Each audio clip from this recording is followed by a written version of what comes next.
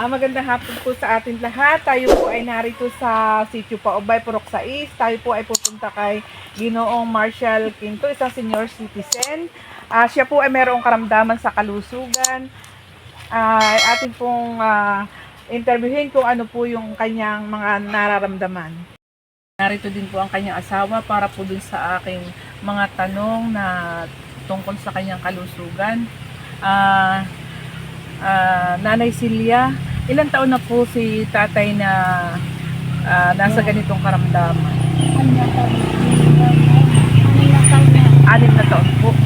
Ano po yung nararamdaman niya sa kanyang sakit? Ano po yung malimit na kanyang sinasabi na nararamdaman niya? Hindi naman siya nagsasabi ng mga masakit eh. Ibig sabihin po ayun lang.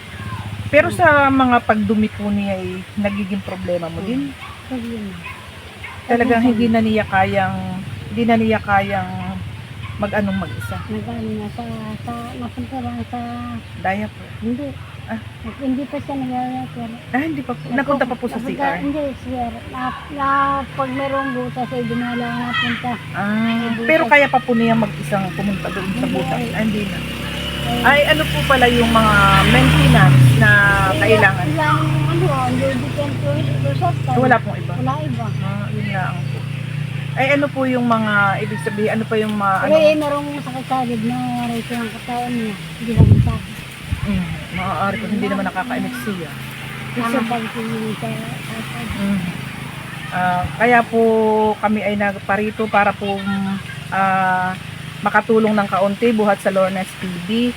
Pero kung sakali po na mayroong mga nanonood na willing pong magpaabot ng tulong, kami po ay bukas para po sa pagbibigay ng tulong sa inyong mag-asawa.